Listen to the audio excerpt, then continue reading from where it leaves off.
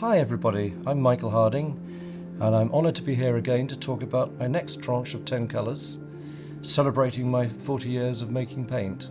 The Whitechapel set, which you can see here. After leaving Brick Lane we moved down to Whitechapel, and believe it or not, the yard that I was in with my little industrial unit was quite famous and is still quite famous to this day because Captain Cook lived in a house at the entrance to the yard. And recently I was reading a biography of Cook. There's a note in there which says that the family was unhappy living there because of the smells from the gin distillery out the back. I'm pleased to say that for a number of years it was also the Michael Harding oil paint colour mill. Anyway, I'd love you to enjoy these. The first colour I'd like to show you is warm yellow. It's a combination of two pigments, titanium white and diarylamide yellow. It's pigment white 6 and pigment yellow 83. Like many of these colours, we literally put them into the range for fun. And it has to be fun, otherwise it's not worth doing, as I always say. I've got palette knives here, but I always like to do this. Just so much more responsive. So that's warm yellow. It's a gorgeous colour. I'd love you to all try it. The next colour I'd love to show you today is this colour called Citron. Self-explanatory almost, really. It's a really wonderful, powerful yellow. And it has just this gorgeous, oh yes, I should really wear sunglasses for this. A very light, fast, wonderful yellow. Yeah, look at that. Citron. The next colour I'd like to talk about is a colour called Rose Blush. Again, we've put this into the range simply for absolute fun. Of course, there's a whole set of colours you can use which sort of have these sort of flesh tone things. Doesn't mean you have to be using it for flesh. It's just a delicate, opaque, great covering power. The textures, oh, I love it.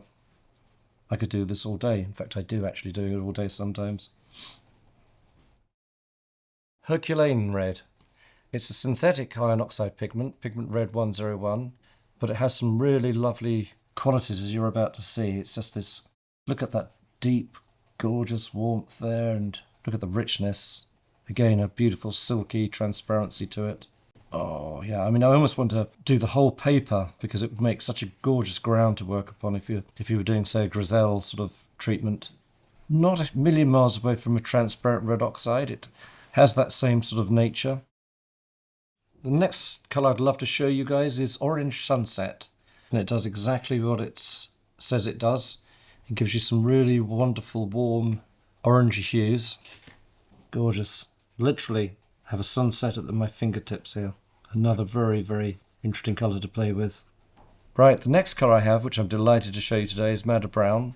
This is actually made by a combination of two pigments. I couldn't find a madder, sort of a rose madder version that would really be light fast enough. And so that's a quinacridone and an iron oxide together.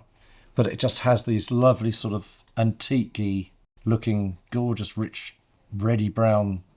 And I wish this was smell-o-vision because every time I open one of these tubes I get wafts of, and there's something about the process. If it smells good, it has to be good.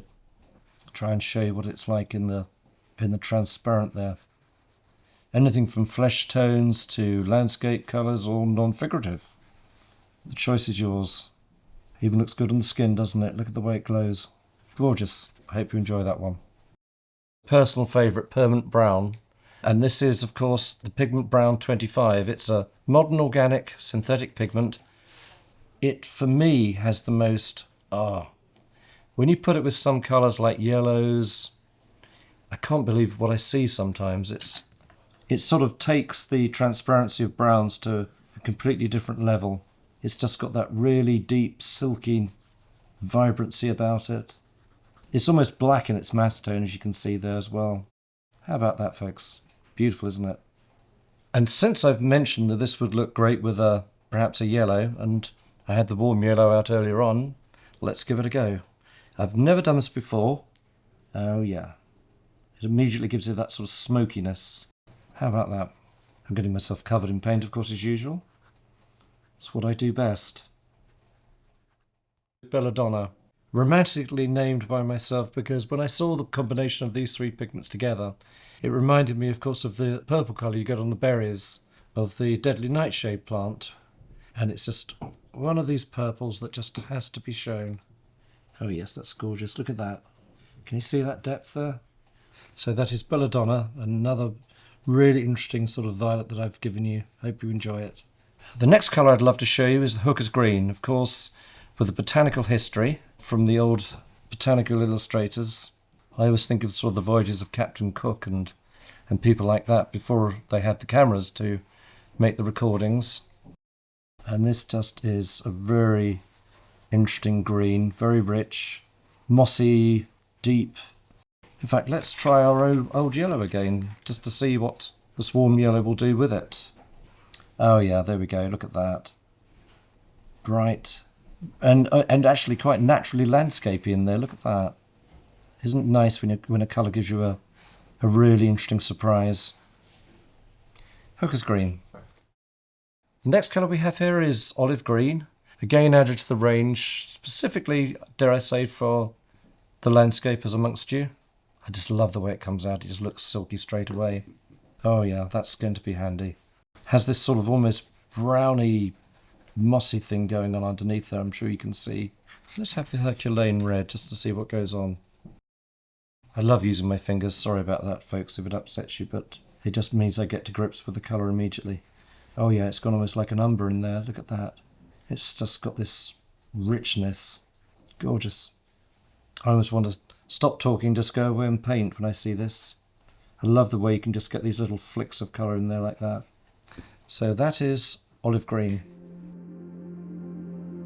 Well everybody, this is the Whitechapel set, as we've been seeing today.